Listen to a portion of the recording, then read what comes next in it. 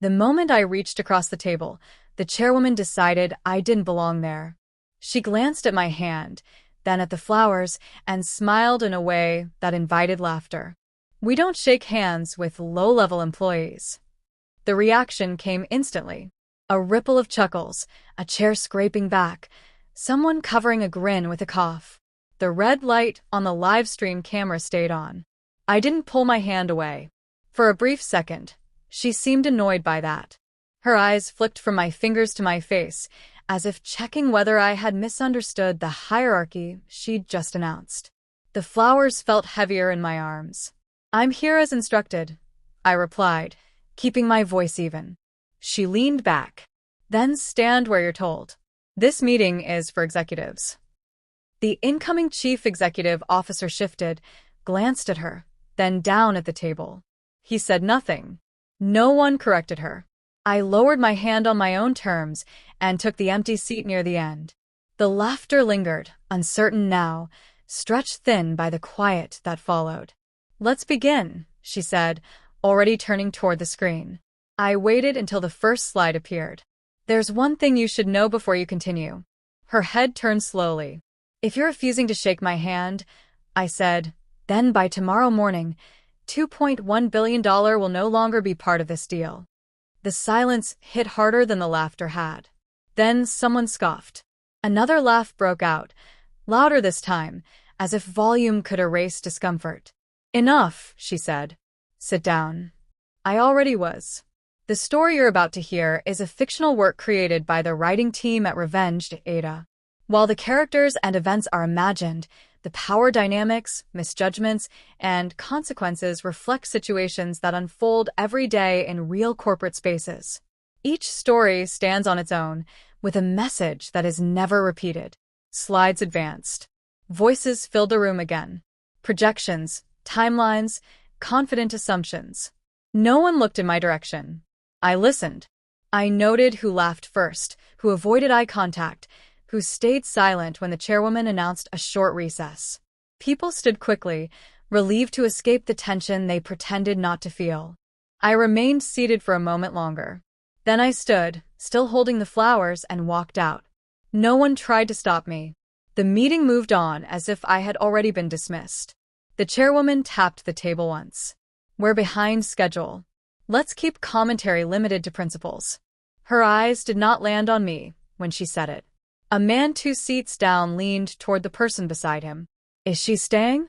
The whisper wasn't quiet enough to be polite. Another voice followed, softer but sharper. "Probably with corporate. They always send someone to manage optics." I kept my gaze forward. The chief executive officer cleared his throat. "We should start with the revised projections." "Of course," the chairwoman replied. "Let's hear from finance." Slides changed. Numbers filled the screen. Everyone spoke as if I weren't there. "Those assumptions feel optimistic." "They're aggressive, not optimistic," another corrected. "That's why we brought in outside capital." Someone laughed. "If they don't like the terms, they can leave." The chairwoman smiled at that. "They won't." I shifted the flowers onto the floor beside my chair. The motion drew a glance from across the table. "You can set those outside," she said without looking at me. "They are distracting. I'll keep them here." Her head turned slightly. That wasn't a suggestion. They were given to me for this meeting. A pause. Several people looked up. The incoming chief executive officer watched the exchange, then looked away again. "We're not here to debate decor," the chairwoman said. "We're here to finalize authority." I replied. That earned a few looks. She folded her hands. "And who exactly are you here for?" "I'm here for the capital." A brief silence followed. Not confusion. Dismissal. "That's being handled," she said. "Thank you." The finance director glanced at me, hesitated, then spoke. "We still haven't confirmed sign-off." "Legal will handle it," the chairwoman snapped. "Let's move on." The discussion resumed, louder now, as if volume could reinforce certainty. I listened. I watched who deferred without thinking, who smiled when power spoke, who stayed quiet when it mattered. They had decided who I was the moment I walked in with flowers. And they were wrong. The finance director spoke again, carefully this time. Before we continue, we still need confirmation on funding authorization. The chairwoman waved it off. That's procedural. It's not, he said. Not at this level. Her eyes narrowed. We've reviewed this for months. He glanced at me. Just a flicker. Then back to her. The final release requires direct confirmation. She followed his look. Irritation sharpening. From legal? From the Capitol Controller, he corrected. The room shifted. Chairs adjusted. Pens paused midair. I met her gaze. That would be me. She studied my face, slow and deliberate, as if searching for a flaw she could point out. You're saying you control the funds. I'm saying I and the managing partner authorized to release them. A board member scoffed. You? Yes. The incoming chief executive officer leaned forward. How much authority are we talking about? All of it. Silence settled. Heavier than before. The private tranche, I continued, accounts for the largest portion of this merger. Without it, the remaining commitments cannot proceed. That's not what we were told, the chairwoman said. That's because you didn't ask, I replied. Her lips pressed together. And you felt the need to oversee this personally. I insisted on it. Why? Because the last deal I delegated collapsed under misrepresentation. Another pause. This one felt different. The finance director nodded once. She's listed as sole signatory. The chairwoman's voice cooled. This meeting is about final alignment, not introductions. Final alignment requires the person who can say yes, I said. Or no. A board member cleared his throat. So, this isn't ceremonial.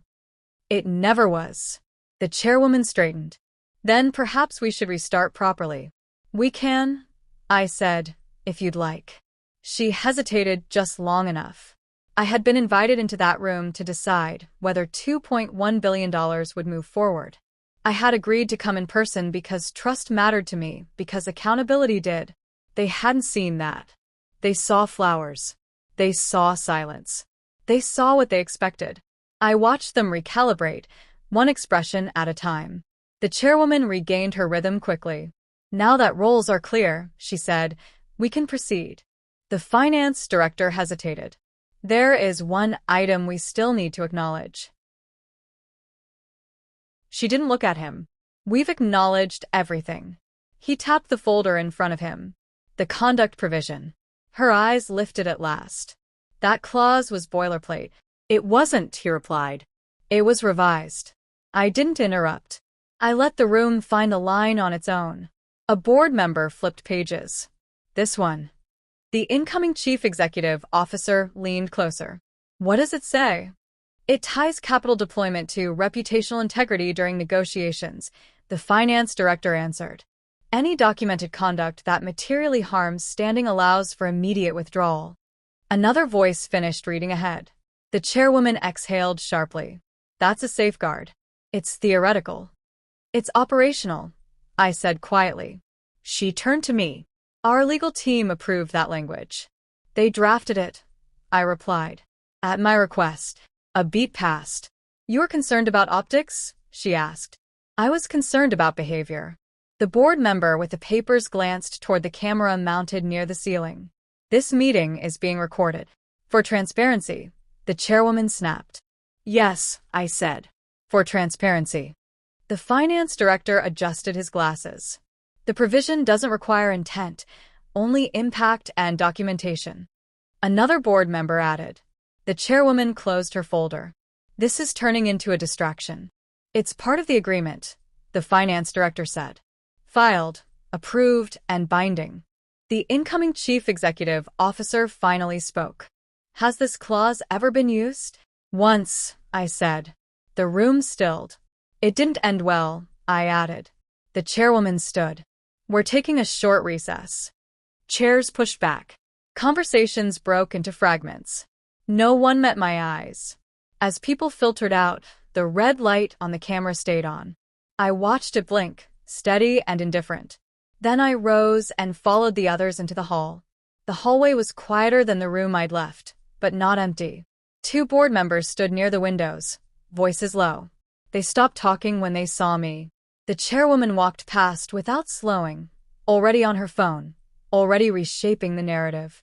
Marin, the finance director, said, catching up to me. We should talk. Not now, I replied. He nodded once. Understood. I stepped into an alcove near the elevators and took out my phone. One number. No hesitation. Go ahead, the voice on the other end said. Activate the withdrawal, I said. Effective immediately. There was a pause, just long enough to confirm it wasn't a mistake. Full amount. Yes. Reason code. Conduct during negotiations. Documentation available. Understood, he said. Will execute. The line went dead. I didn't check the time. I didn't reread the clause. Years of preparation didn't need reassurance. When I turned back toward the boardroom, the incoming chief executive officer was standing near the door.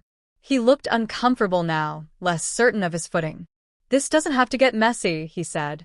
It already is, I replied. His jaw tightened. You could have clarified sooner. I tried. That wasn't what I meant. I know. He stepped aside to let me pass. Inside, the room was resetting itself. Chairs pulled back in. Water glasses refilled. Voices lifted into practice calm. The chairwoman looked up as I took my seat. We'll resume in 1 minute. I placed my phone face down on the table. The flowers stayed on the floor beside my chair. The finance director watched me carefully. He didn't ask anything. No one did. The screen lit up again with projections that assumed money still existed where it always had. Timelines marched forward as if nothing had shifted. I folded my hands and waited. Some decisions make noise. Others simply take effect. The first phone vibrated near the center of the table. No one reacted. Then another. And another. A low and uneven chorus spreading across polished wood. The chairwoman's smile faltered. Can we silence devices? She snapped. The chief financial officer was already staring at his screen. Color drained from his face in stages, as if each line he read removed something essential. Hold on, he murmured. The incoming chief executive officer leaned toward him. What is it? The chief financial officer didn't answer. He swiped again, then pushed his chair back slightly, as though distance might help. That can't be right, someone said. The chairwoman turned. What can't be right? He looked up at her. The primary tranche has been withdrawn. A ripple moved through the room. Not laughter this time. Chairs shifted. Someone dropped a pen. That's impossible, she said. We're mid-meeting. It's effective, he replied. Immediate. How much? A board member asked. All of it. The room stilled. The private capital, he continued, voice tight. The entire commitment. $2.1 billion. Silence landed hard. That's not how this works, the chairwoman said. We have timelines. We had timelines, he corrected. The confirmation came through 5 minutes ago. The incoming chief executive officer looked at me. Did you? I met his eyes. Yes. He swallowed. You can't just pull that kind of money. I can, I said. And I did. The chairwoman stood. This meeting is suspended. No, the chief financial officer said quietly. It isn't. She turned on him. Excuse me? If we suspend now, he said, we trigger secondary disclosures. The markets will see it before we finish the sentence. Phones kept buzzing. Alerts stacked. Messages arrived faster than they could be opened. Someone whispered, the cameras are still on. No one laughed. The projections on the screen remained unchanged, frozen in a future that no longer existed. I folded my hands and waited while the room caught up to the decision already made. The chairwoman broke the silence first. This is unacceptable, she said, standing again. You will reverse it now. I didn't move. There's nothing to reverse. You don't get to decide that, she snapped. This board does. The chief financial officer shook his head. The withdrawal is executed. Confirmed. Cleared. Her voice sharpened. On what grounds?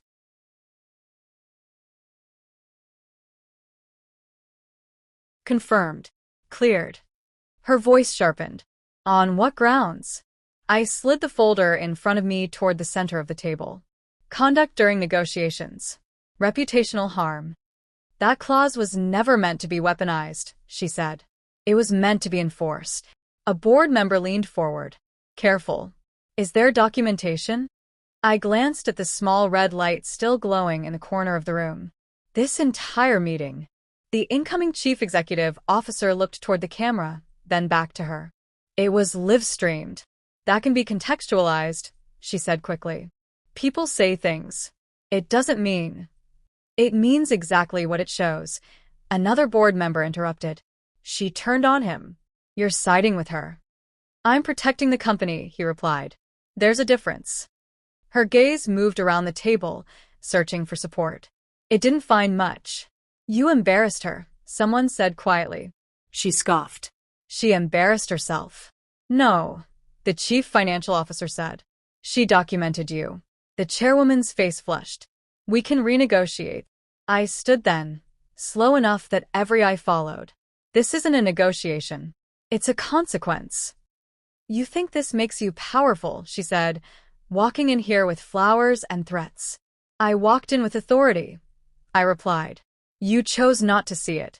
She opened her mouth, then closed it again. Around her, chairs shifted, papers were gathered. People began speaking in lower voices, already distancing themselves from the moment. I picked up my folder. You can't undo this.